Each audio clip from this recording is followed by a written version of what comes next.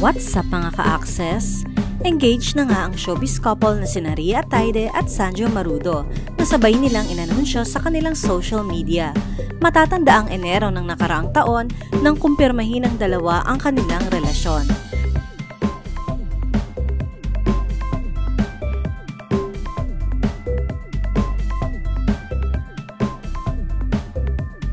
Sa kabila ng naipit sa gitna ng hiwalayang Catherine Bernardo at Daniel Padilla na parehong common friends nila, na natiling tahimik sina Rhea at Sanjo sa mga kaguluhang ito.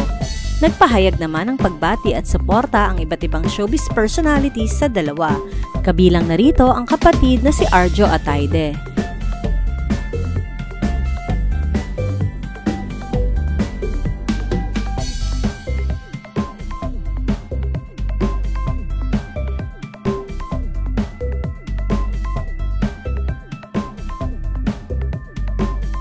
Siguradong excited din ang ina ni Rhea na si Sylvia Sanchez sa bagong miyembro ng kanilang pamilya dahil matapos ang kasal ni na Arjo at Maine ay susunod na ang kanilang panganay na babae na si Rhea.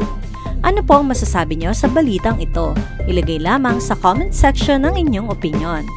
For more of showbiz updates, just subscribe to Showbiz Entertainment Access.